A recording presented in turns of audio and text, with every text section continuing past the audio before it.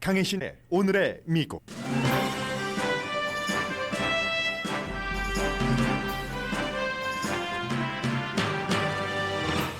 마이크 펜스의 헌법. 펜스 부통령이 트럼프가 틀렸다고 선언한 뒤에 나온 월스트리트저널 사설 제목입니다.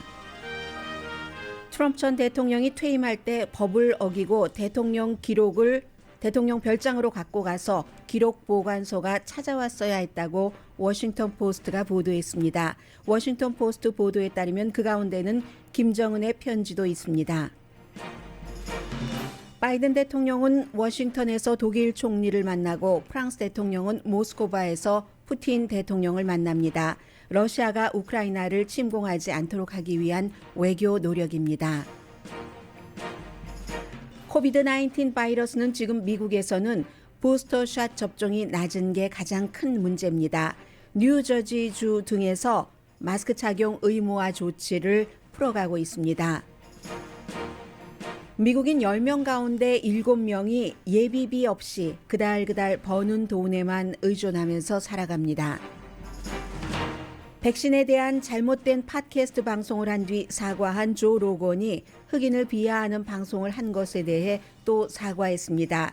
그의 방송을 전달하는 스트리밍 서비스 스포티파이는 110개의 에피소드를 내렸지만 그의 입을 막는 게 문제 해결은 아니라면서 그를 보호합니다.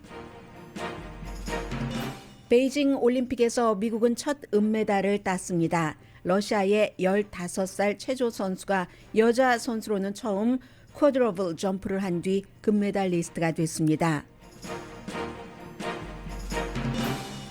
여러분 안녕하십니까? 오늘의 미국 강혜신입니다. 네, 미국에서 정말 많은 일들이 일어나고 있고 러시아 사태도 오늘 굉장히 중요한 날이고 뿐만이 아니라 베이징 올림픽은 미국이나 베이징이나 한국 모두의 그 중요한 기쁨의 소식도 주고 있고 논란도 일으키고 있습니다. 저는 오늘 먼저 조금 다른 이슈로 오늘의 미국을 시작하겠습니다. 주말에 있었던 일에 대해서 그동안 트럼프 전 대통령 재직 시절에 거의 트럼프 전 대통령을 전폭적으로 지지해 왔었던 월스트리트저널이 트럼프가 틀렸고 마이크 펜스 전 부통령이 맞았다, 이런 내용의 사설을 실었습니다.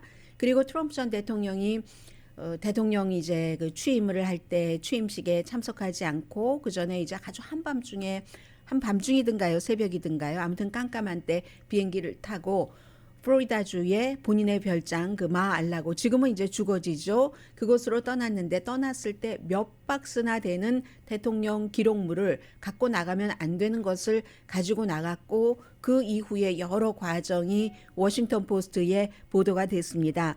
오늘 이 같은 내용부터 전해드리겠습니다. 마이크 펜스 부통령은 플로리다주에서 페더럴리스트 소사이어티라는 아주 보수 중에 보수라고 할 수 있는 그런 조직에서 연설을 하면서 트럼프가 틀렸다, President Trump is wrong 이라고 얘기를 했습니다.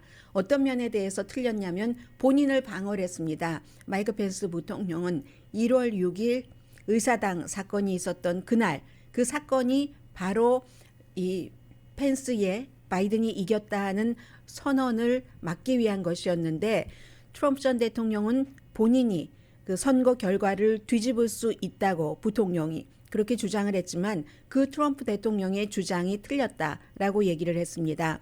그리고 나서 이제 오늘 아침에 월스트리트저널이 사설을 실었습니다. 트럼프 전 대통령은 이에 대해서 뭐라고 얘기를 했냐면 부통령의 입장이라는 게 자동적으로 모든 것을 그저 딜리버리하는 것이 아니라 부정과 부적절한 선거 사인이 있으면 그럴 때도 자동적으로 딜리버리하는 게 아니다라고 얘기를 했고, 부정과 부적절한 것이라는 것은 연방 대법원에서까지 트럼프 전 대통령의 주장을 거의 들을 필요도 없다, 들을 가치도 없다 하는 형태로 기각을 해서 법원에서는 전부 졌습니다. 그 내용을 말합니다. 여기에 대해서 이제 선거철이 다가오고 있기 때문에 예비선거가 조금 있으면 시작되기 때문에요. 잘 자란 선거냐 지역에 따라서 다르기 때문에 전부 언급하기는 불가능합니다만은 이제 연방 하원과 상원도 곧 3월이 되면서 예비선거가 시작이 됩니다. 그에 따른 월스트리트저널의 조치입니다. 오늘 사설에서 그 제목이 펜스의 헌법, 마이크 펜스의 헌법입니다. 그는 정치적인 대가를 치를 것을 각오하고 트럼프에 대항했다. 이 얘기는 트럼프 전 대통령을 지지하는 사람들이 마이크 펜스가 트럼프 is wrong 이라고 얘기하면 좋아하지 않고 거기에 대한 대가를 치를 것을 각오하고도 사실을, 그 진실을 말했다 하는 내용의 사설입니다. 월스트리트저널이 이런 사설을 쓰는 것은 민주당을 돕기 위해서가 아니라 공화당을 돕기 위해서입니다. 월스트리트저널은 미국 신문들이 다 그 성향들이 있어서 이 돈을 많이 다루는 그 신문답게 공화당을 상당히 그 지지하고 있고요. 첫 문장에서 그런 그 월스트리트저널의 입장을 밝힙니다. 미국은 지금 지나치게 좌편향인 민주당 정권을 교체할 공화당이 필요하다. 한국 지금 대선에서 하는 정권 교체와 똑같이 얘기를 하고 있습니다. 이런 면에서 마이크 펜스의 선거에서 헌법 원칙을 지키는 입장을 우리는 환영해야 된다라고 얘기를 했습니다. 하면서 제가 좀 전에 말씀드렸었던 마이크 펜스가 그 페더럴리스트 그 소사이어티에서 한 얘기를 그대로 얘기를 하면서 또 마이크 펜스 부통령이 의사당 그 폭도들을 본인이 대통령이 되면은 사임하겠다고 말한 트럼프 대통령의 그 말도 부적절하다는 지적도 했습니다. 월스트리트저널은 미국을 만든 사람들은, 미국의 파운더들은 파워의 독점을 걱정해서 강한 대통령제이기 때문에 그런 것을 걱정해서 선거인단을 만들어 주정부에 선거인단 선정 권한을 줬다. 선거인단이 전부 그 주정부에서 뽑잖아요. 의회의 그 파운더들이 준 유일한 파워는 주정부에서 이미 인준을 한 선거인단 표를 부통령이 그 결과를 발표하는 이벤트뿐이다. 12월 14일에 모든 선거가 끝났다라고 얘기한 공화당의 미치 매코넬 상원 원내대표의 말이 바로 이 얘기입니다. 선거인단 개표는 12월 14일에 끝났기 때문에 11월 달에 선거 치러지고 12월 14일에 미국 선거는 끝나게 된 겁니다. 그래서 바이든이 할 수 있는 의회의 상원 의장으로서 또 부통령으로서 할 수 있는 유일한 것은 주정부에서 12월 14일에 인준한 그 표 결과에 따라서 차기 대통령을 발표하는 이벤트뿐인 거다. 이렇게 얘기를 하면서 또 트럼프 전 대통령이 펜스의 이 말에 대해서 비판을 하면서 한 것 가운데 하나가 이 얘기입니다. 지금 의회가 선거인단법, 그 선거법 1887년에 만들어졌습니다. 선거인단이 한다는 이런 것들을, 그것을 검토하고 있다고 주장을 하는데 의회는 그런 논의를 한 적이 없다. 이게 이제 그 반쪽의 진실이라는 건데요. 의회에서 여러 가지 그 법안 같은 것을 검토를 하고 있으나 선거법에 관해서 그것은 의회는 아무도 트럼프 전 대통령이 한 것과 같은 스턴트를 다른 사람이 하지 못하도록 원한다. 그에 따른 추가 조치를 원한다는 얘기를 하고 있습니다. 그래서 헌법에 따라 이 부통령의 나는 선거 결과를 뒤집을 권한이 없다라고 한 말은 맞다. 마이크 펜스의 헌법이 맞다. 그리고 마이크 펜스는 그렇기 때문에 현재의 부통령인 카멜라 해리스도 나와 마찬가지로 2024년도에 선거 결과를 뒤집을 수 없다. 그때 만일 공화당 후보가 대통령이 됐다면 이것 역시 마이크 펜스 부통령이 그날 연설에서 한 말입니다. 지금 트럼프가 공화당을 컨트롤하고 있고 2024년 대통령 후보로 지명받으려고 작업을 하고 있는데 누군가는 공화당 유권자에게 상기시켜야지 된다. 트럼프는 3번 선거에서 졌다는 것을 2018년 그 대통령 선거뿐만이 아니라 그 전에 중간 선거에서 하원을 소수당으로 공화당 다수당을 이제 소수당으로 뺏긴 것, 진 것. 그리고 2021년 조지아 상원 의원 선거는 트럼프 전 대통령의 여러 가지 그 나쁜 주장 때문에 결국은 민주당에게로 2 의석이 다 돌아갔다는 이 3가지 선거를 월스트리트저널이 그 사람은 선거에서 3번 진 사람이다라고 지적을 합니다. 트럼프는 정책에 있어서는 대통령 당시에 성공한 면이 있지만 마이크 펜스 전 부통령은 그 성공에 있어서도 너무 조금 크레딧을 받았다. 트럼프 전 대통령에게 완벽하게 충성했지만 언제나 그 충성은 한 방향뿐이었다. 펜스는 크레딧을 받지 못했다고도 월스트리트저널이 지적을 합니다. 이 사설에서 자주 그 월스트리트저널이 얘기를 하는 거예요. 우리 월스트리트저널은 그동안 그 트럼프 전 대통령 임기 시절에 사설에서 민주당은 트럼프를 이기지 못한다고 했는데 사실은 트럼프는 자신에게 진 것이다라고 얘기를 합니다. 그리고 더구나 선거가 끝난 뒤에 트럼프의 행위는 그의 당인 공화당에게 해를 주고 있다. 공화당은 그때와 마찬가지의 태도를 취하면 같은 결과, 지는 결과를 갖게 될 것이다. 그리고 그때는 마이크 펜스 같은 사람도 없다. 이런 얘기를 하고 있습니다. 그래서 이제 트럼프 전 대통령의 그 억지 주장, 또 마이크 펜스 부통령의 대가를 치를 것을 알면서도 헌법에 대해서 제대로 얘기한 것에 대한 오늘 그 사설입니다.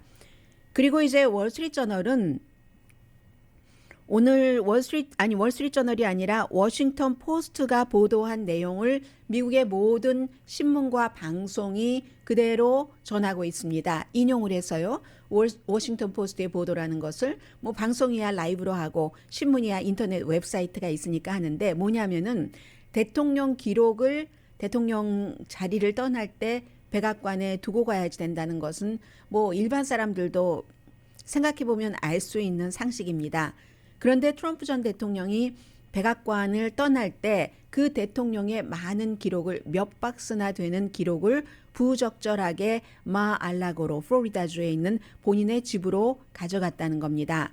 그래서 공문서 기록 보관국이 가져갈 때는 이제 여러 그 뭐 참모들 가운데는 이건 안 됩니다라고 얘기를 했을 수도 있고 하지만 어쨌든 최종적인 결정은 당시에 대통령이 하는 것이기 때문에 그래서 굉장히 오랜 동안 공문서 기록 보관국이라든가 그 담당자들이 마알라고와 트럼프 전 대통령의 그 주변에 요청을 하고 요구를 하고 해서 지난달 찾아왔었어야지만 됐다. 뭐 대부분 찾아온 것 같아요.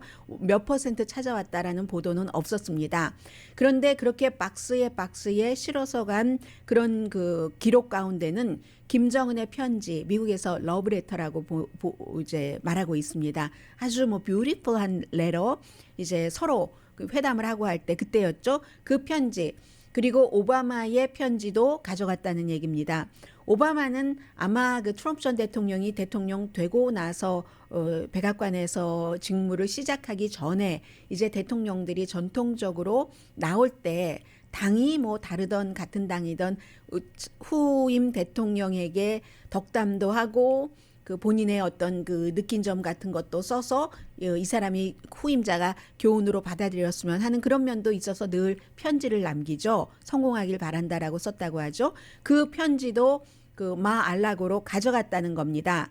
그래서 보통 대통령 기록법이 있기 때문에 대통령 기록법은 기록 보관 담당자에게 곧 대통령 떠나기 전에 모든 뭐 편지 이런 것을 전달을 해서 그 같은 것이 국가 기록 보관소에 보관이 돼야지 되는데 백악관에서 가지고 떠나면 안 된다는 건데 메모, 편지, 노트, 이메일, 팩스 그리고 다른 글로 쓴 소통의 기록은 대통령 업무에 관한 것은 다 두고 가야지 됩니다. 말은 아니죠. 말은 날아가 버리니까. 그래서 말보다 글이 더 파워풀한 것이기도 하고요.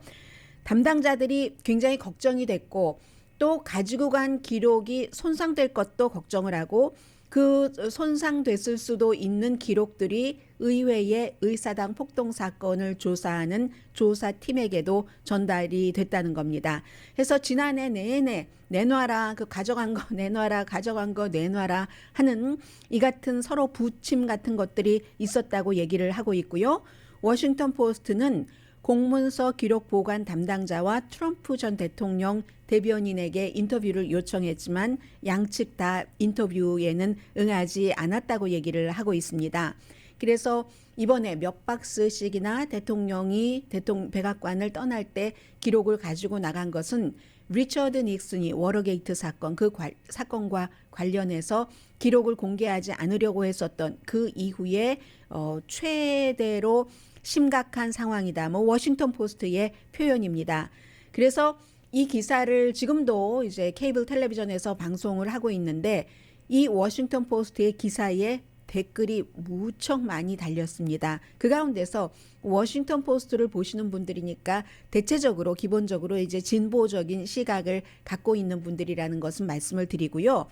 몇 가지만 말씀드리자면 연방 수사국이 영장을 받아서 마 알라고 구석구석을 다 수색해야 된다. 침대 아래도 뭐 캐비넷도 부엌도 다 조사를 해서 뭐가 더 있는지 찾아내야 된다. 라는 그 댓글도 있었고 어떤 댓글은 과연 누가 대통령이 이걸 가져가도 된다고 자문을 했을까?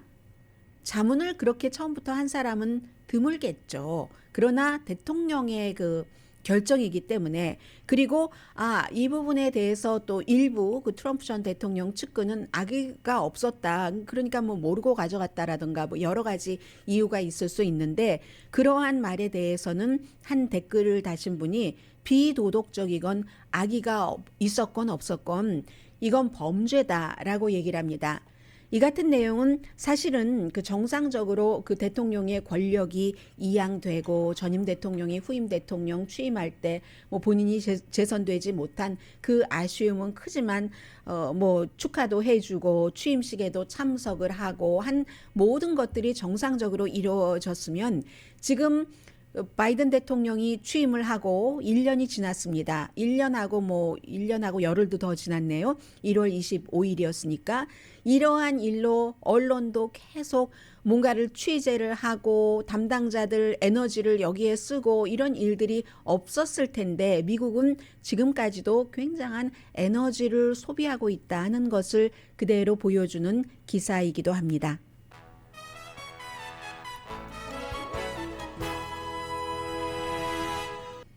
잠시 뒤에는 지금 세계가 이렇게 유럽과 미국 대륙에서 급박하게 중요한 인물들이 서로 미팅을 하는 날이 흔치 않습니다. 그 내용 그리고 역시 코비드-19 그 속보는 전해드려야지 되겠죠. 잠시 뒤에 뵙겠습니다. 라디오 서울 방송 오늘의 미국 듣고 계십니다. 네, 왜 우크라이나가 미국의 이슈인가? 며칠 전에 2월 2일이었습니다. 월스트리트 저널이 사설을 썼는데 그냥 한마디로 요약을 하자면 푸틴이 원하는 걸 다 갖게 하면은 중국 도전이 미국에 있어서는 더 어려워진다는 얘기였습니다. 왜냐하면 지금 그 중국과 러시아는 서로 그 공통적인 여러 가지 심정적으로도 가깝고 뭐 지난번에 만나서 성명도 발표를 하고 했잖아요. 그리고 그 성명서에 보니까 중국도 러시아와 마찬가지로 북대서양 조약기구 나토의 확장에 반대한다 하는 그 분명한 문구가 있었답니다. 그러니까 여러 가지로 이 두 나라의 지도자들이 협력을 할 수 있는 상황에서 그러한 것들이 그 푸틴이 원하는 것을 갖게 되면은 이쪽 중국 쪽도 잡기 힘들어진다는 얘기고요. 오늘 바이든 대통령이 올라프 숄츠 독일의 신임 총리를 만납니다. 만나서 이제 그런 얘기를 하겠죠. 물론 뭐 한 지난 몇 주일 사이에 독일이 러시아와의 사이에서 가스 파이프라인 를 만약에 러시아가 우크라이나를 침공하면 우리가 가동하지 않겠다 이렇게 얘기는 했는데 정말 그럴까? 정말 돈을 그렇게 많이 들여서 이제 막 시작만 하면 되는 그 노드 스트림 2를 가동을 안 할까? 여기에 대한 확답이 바이든 대통령으로서는 필요한 거고요. 워낙에 이제 그 올라프 숄츠 그 대통령의 당이 러시아와 좀 가깝기도 했고 그랬기 때문에 그렇습니다. 그리고 일요일인 어제는 그 백악관의 대통령의 그 국가안보 자문이 텔레비전에 나와서 많이 얘기를 했죠. 그 잭 설리반이 뭐라고 얘기를 했냐면 지금 우크라이나 주변에는 정말 우크라이나를 침공해서 키이브까지 수도까지 들어가서 우크라이나 정부를 전복시키기 위한 군사력으로는 러시아가 70%를 완성을 했다, 포진시켰다 하는 얘기입니다.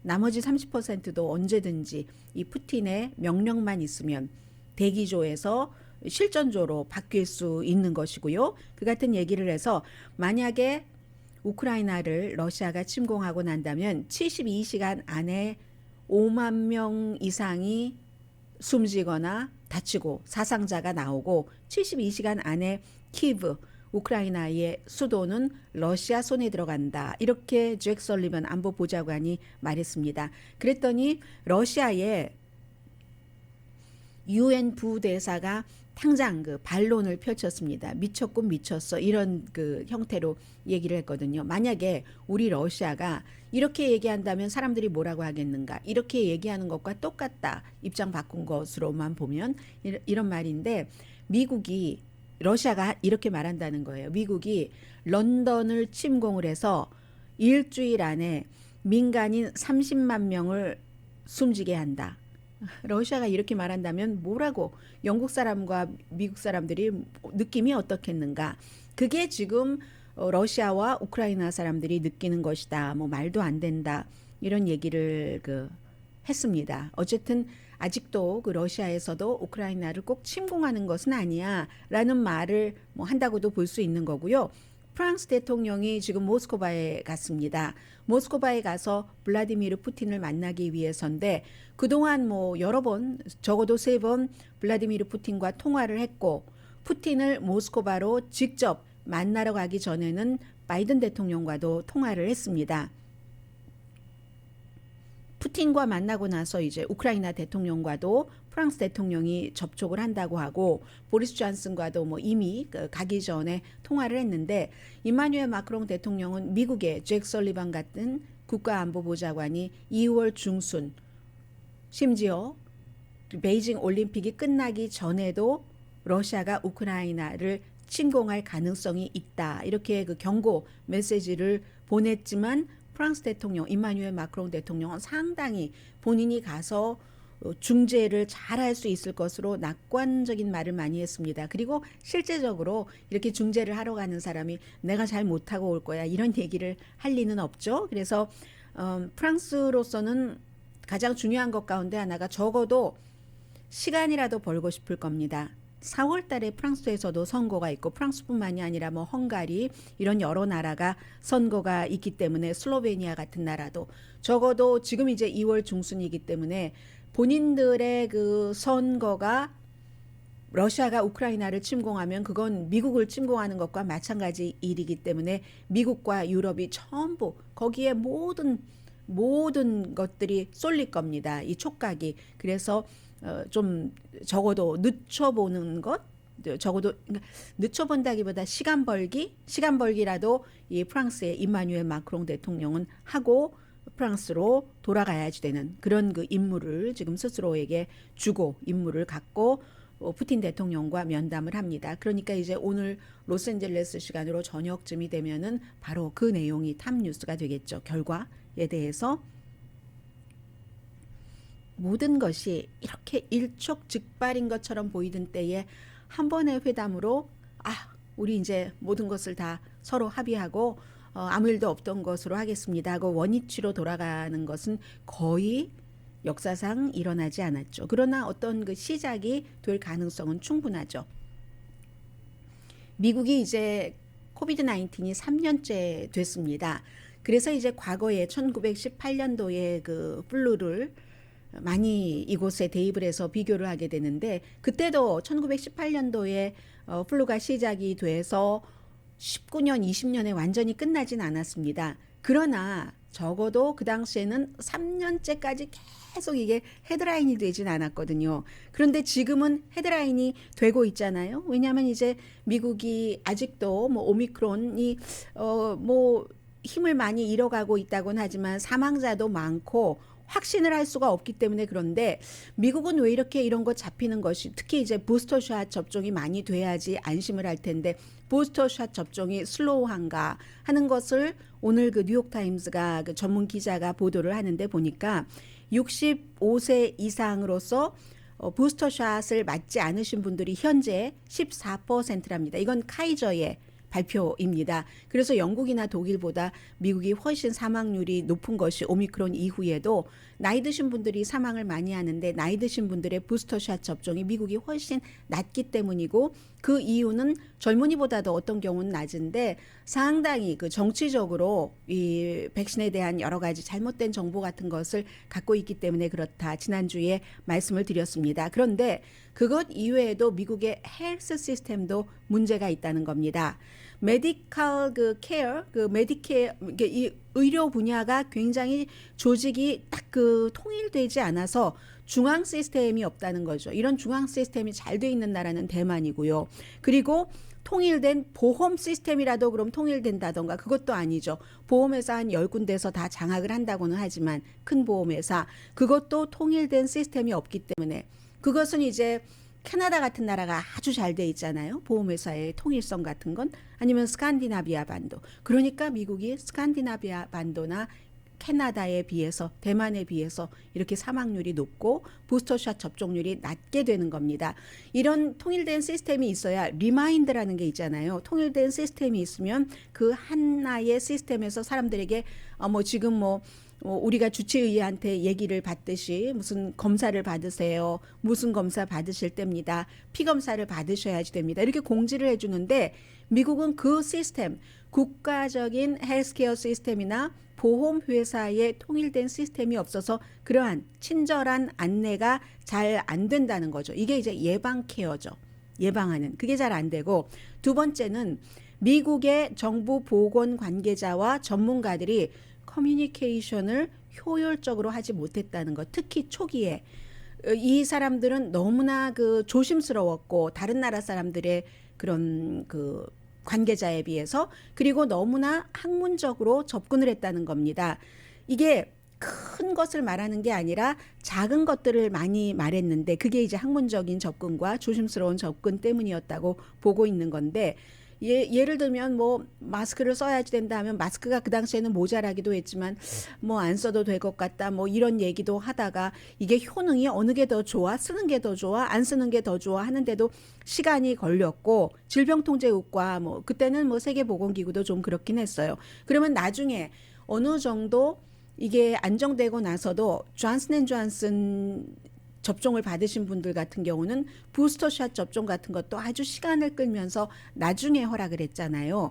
그러한 것들이 너무나 학문적으로 접근을 하고 너무 완전하려고 하고 비상사태인데 작은 것에 집착을 하고 그랬다는 겁니다. 그래서 뉴욕타임즈 기자가 어떻게 표현을 하냐면요. 지금 막 불타고 있어요. 빌딩이 불타고 있는데 그 불타는 빌딩 밖에서 엔지니어 그룹들이 이 의료 전문가들이 그 불타는 빌딩을 쳐다보면서 지금 불을 끄기는 꺼야지 되는데 시중에 나와 있는 호수 가운데서 어떤 호수가 불을 끄는 물을 담는데 뭐 피해를 없게 하면서 가장 효율적인가 이렇게 계산을 하고 있는 것과 마찬가지 형태.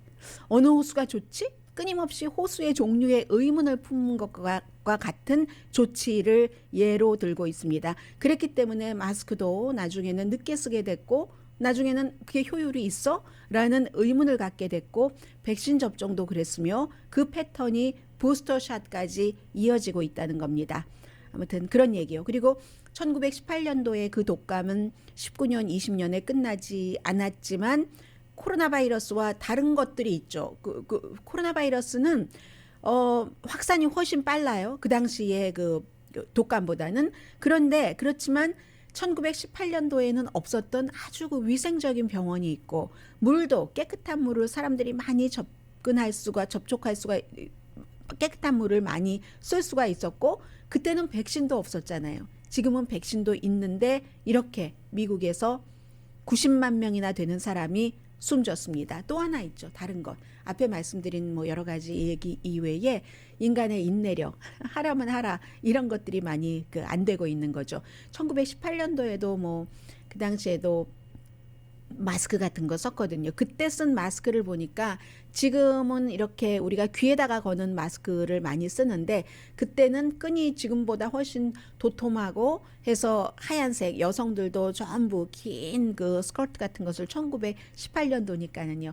그렇게 입고 지금처럼 사무실이 넉넉하지도 않았잖아요. 등이 곧 달 것 같아요. 의자 빼고 나올 때면은 그런 상황에서 4명의 여성들이 일하면서 이런 그 마스크를 쓰고 일하는 그런 모습이 있었는데 지금은 인내심이 많이 부족했다는 거죠. 그래서 이제 결국은 뉴저지주의 필 머피 주지사, 민주당 주지사입니다. 마스크 학교에서 학생들이나 스태프들 착용 의무화를 없앤다고 발표를 했는데 뉴저지주는 캘리포니아주와는 다르죠. 캘리포니아주는 아직도 봐야지 될 게 많은데 뉴저지는 뉴욕, 뭐 보스턴, 일리노이 이런 동부 다른 지역과 마찬가지로 오미크론이 빨리 들어가서 빨리 이제 수습이 되는 겁니다. 병원 입원율이라든가 케이스가 1월부터 아주 크게 줄어들었기 때문에 일단 마스크 착용 의무화를 학교에서 좀 걷어내보고 3월 달까지 보고 그때 다시 새로운 정책에 대해서 발표를 한다는 겁니다. 또 날씨도 더워지고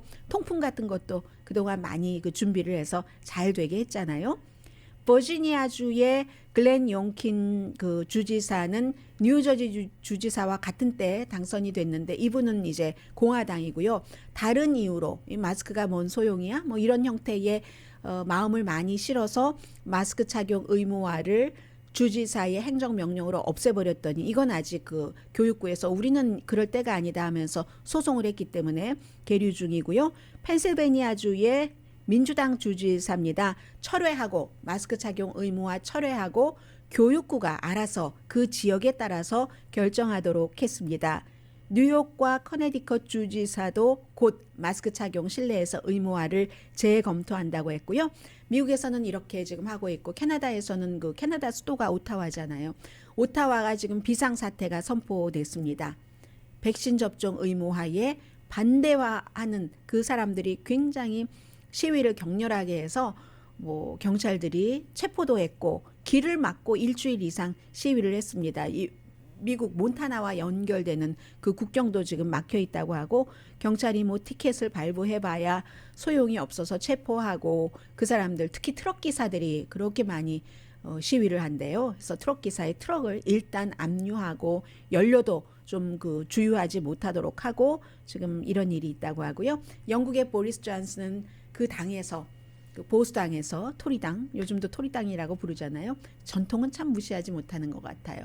그 보수당조차에서 물러나라는 사람들에게 그 락다운 해놓고는 당신은 그렇게 파티만 할 수가 있어 하니까 그 새로운 그 보좌진에게 노래를 불러줬대요. I will survive 하는 난 살아날 거야 여기서 하는 그런 노래를 불렀다는 글로리아 게이너의 노래를 불렀다는 얘기 나오고 있고요. 잠시 뒤에 경제 관련 뉴스 전합니다.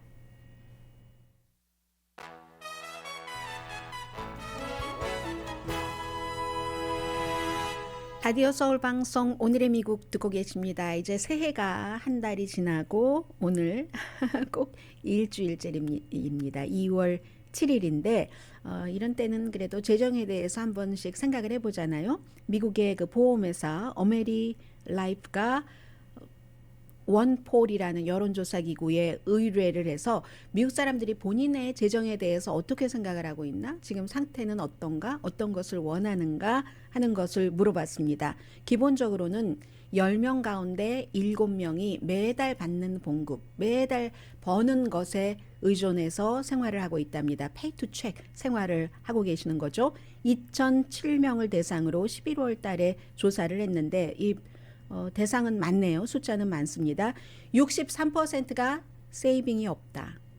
레이니 데이 체크가 없다. 하는 답변을 했습니다. 그런데 이제 여기서 제일 중요한 것이 재정에 관해서 특별히 그 교육을 받는다던가 하는 것들도 상당히 부족한 것이 문제점으로 지적이 됐습니다. 특히 여성에 있어서는요. 그래서 재정 정보 같은 것을 어디에 얻는가, 어디서 얻는 것이 편한가 하고 물어보니까 소셜미디어에서 45%, 가족에게서 44%, 온라인 미디어 뉴스 웹사이트에서 42% 그런 곳에서 얻고 있습니다가 답변이고요.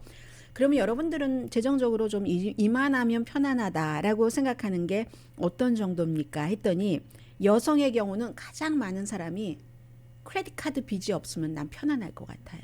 남성의 경우는 내가 집이 있다면, 남성이 여성보다 아직도 그 미국에서도 그 가정에 재정을 책임을 져야지 된다는 이런 것들이 많이 있기 때문에, 특히 이제 자녀가 많으면 여성이 밖에 나가서 일하는 것보다는 집에서 아이 3명, 4명 돌보는 게 경제적이잖아요. 그렇기 때문에 그러는지는 모르겠습니다만 여성은 크레딧 카드 빚 좀 없었으면 좋겠어. 남성 집 하나만 마련했으면 좋겠어. 그래서 전체적으로 남자 여자를 가리지 않으면 크레딧 카드 빚이요 57%, 좋은 크레딧 점수 54%, 주택 소유 53%, 그리고 좀 안정적인 수입 52%, 세이빙 어카운트가 있다던가, 세이빙 어카운트 없으신 분들 많으시죠. 한인분들 가운데서도. 그게 여러분들만의 얘기가 아닙니다. 레이니 데이 펀드, 이게 다 그게 그 얘기 아니겠어요? 52%, 약간의 차이는 있겠지만 비 올 때 쓰기 위해서 미리 준비해 두는 것. 그리고 은퇴할 수 있으면, 그러면 내가 정말 그 재정적으로 편안할 것 같아. 51%였습니다. 그래서 15만 달러 이상 버시는 분들과 6만 달러에서 8만 9천 달러 버는 사람, 6만 달러에서 8만 9천 달러 버시는 분들도 그다지 한인분들 가운데서 아주 많지는 않을 것 같아요. 그런데 어쨌든 이 조사는 그렇게 했습니다. 15만 달러 이상 버시는 분들은 재정적으로 안정되려면 가장 중요한 게 저축입니다. 세이빙입니다. 이렇게 말씀하신 게 79%. 그에 비해서 6만 달러에서 8만 9천 달러 버시는 분들은 54%만 세이빙이 가장 중요합니다라고 얘기를 하셨다는 거예요. 뭐 그 밖에 쓸 일도 많고 해서 그럴지 모르겠습니다. 그리고 보통 한 달에 내가 편안하게 686달러 정도를 쓸 수 있다면 재정적으로 나 편안하다고 말할 수 있어 라는 생각을 하셨다고 하고요. 그리고 은퇴 시기에 대해서 미국 사람들이 한 40대부터 생각을 한다고 하거든요. 그런데 이 은퇴 시기라는 것은 생각은 하지만 그 모든 것들이 계획대로 되지 않기 때문에 예를 들어서 6개월 정도는 수입이 없이 생활할 수 있는 것, 이게 이제 세이빙이 될 수도 있고 그 레이니 데이 펀드가 될 수도 있는 건데, 그 정도 거기에 도달하면 6개월 정도 내가 수입이 없어도 그대로 유지하고 살 수 있는 정도에 도달을 하면 한 그 수입의 그 30%는 원하는 데다 쓰고 20%는 세이빙 하겠다. 이거는 정말 부자인데요. 그렇게 답변을 했답니다. 밀레니얼의 경우는 1980년대 초반부터 2000년대 초반에 태어난 사람들, 그러니까 거의 베이비 부모 세대의 자녀가 되겠죠. 이분들 가운데서는 57%가 내가 다른 걸 하고 싶어도 다운 페이먼트를 해야 된다던가 집, 모기지를 내야지 된다던가 하면 다른 거 안 할 수 있어. 희생할 수 있어. 이렇게 생각을 하신다는 겁니다. 그리고 나이에 상관없이 82%의 미국 분들은 재정적인 안정이요, 정신적인 건강, 정서적인 건강에 정말 중요합니다. 이렇게 답변을 했습니다. 이 내용은 간단히 말씀드리죠. 스포티파이, 정확하게는 한글로 쓸 때는 스포티파이라고 하지만 미국 사람들 스포티파이라고 하지만 스포티파이라고 하든 스포티파이라고 하든 못 알아듣죠. 스포티파이 이렇게 얘기를 하죠. 예전에 많은 분들이, 한국 분들이, 나이 드신 분들도 판도라에서 음악 같은 거 많이 들으셨는데 요즘에는 뭐 이 스포티파이, 그 스포티파이에서 많이 듣고 계시는데, 닐 영과 연관된 이 백신에 대해서 잘못된 정보를 많이 했다는 조 로건이라는 이 팟캐스터를 말씀을 드렸습니다. 그래서 본인도 사과했고 이 스트리밍 서비스인 그 스포티파이도 사과를 했고 하는데, 이번에는 또 과거에 최근에 몇 년 동안은 저 그런 소리 안 했습니다 하지만 과거에 너무 많은 그 흑인을 비하하는 그 N자로 발음되는 이러한 것들, 흑인들이 어떨 때는 자신의 그것을 정체성을 자랑스럽게 얘기하기 위해서 N자 월드를 스스로 씁니다. 그렇지만 백인이 이 N자 월드를 쓸 때는 비하할 때가 많죠. 이 그 로건도 마찬가지였어요. 그래서 110개나 그 에피소드를 내렸거든요. 그런데도 불구하고 사과 또 했고요.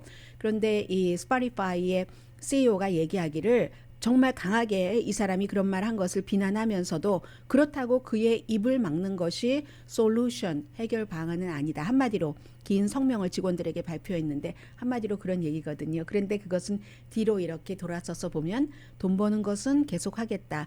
여론처럼 그를 비난해야지 된다는 여론이 있다면 그를 비난은 하지만 이 사람 그 에피소드를 통해서 광고료를 많이 받고 있으니까 그러니까 1억 달러를 주고 계약을 한 거죠. 그리고 1억 달러 주고 계약을 해서 그만큼 사람이 많은 사람들은 팟캐스트나 유튜브에서나 온건한 그런 것보다는 말 자체도 세고 아주 논란을 일부러 만들어내기도 하고 그런 것들을 많이 합니다.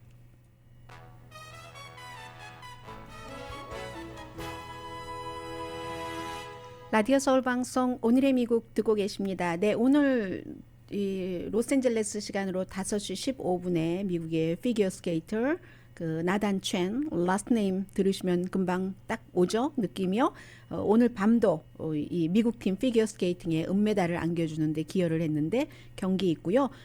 금메달은 러시아의 카말라 발리에바라는 15살 선수 역사적인 점프다라고 얘기를 하고 있는데 그 역사적인 점프죠. 그 쿼드러블 점프인데 그것도 뭐 여러 가지 저는 용어는 잘 모르겠습니다만은 그 형태는 뭐 살코 뭐 트리플 악셀은 우리가 김연아 선수를 통해서 많이 알았었고요. 그런 모든 것들을 남자 아닌 여자 선수로는 처음 역사적인 그 쿼드러블 점프를 해서 금메달 뭐 중간에 넘어지기도 했어요. 그런데도 이건 이견이 없다 해서 금메달을 받았고 중국이 쇼트트랙에서 금메달을 막 그 차지하는 것이 심판이 조금 이상해 이런 얘기 많이 그 나오고 있고 그리고 그 코치가 그 러시아계인 안현수 빅토르 안과 김선태 감독이잖아요. 평창 올림픽 때 감독이었던 그래서 감독이 아주 그땐 영웅이었는데 지금은 저 보면은 아닌데 왜 중국이 금메달이야 하는데 판정은 판사가 심판이 하는 거다 얘기해서 한국에서 굉장히 싫어하던데요. 1월 달에요. 네바다주에서 게임인데 잭팟 당첨자 뭐 20몇만 달러 어떤 호텔에서 게임을 하는데 당첨이 됐는데 이 사람이 그냥 떠났대요. 하도 안 돼서. 그런데 이 네바다에 그 게임 컨트롤국이 있지 않겠어요. 이 사람을 계속 찾아서 애리조나에서 찾아서 지난주에 돈 받아갔다는데요. 강일신이었습니다.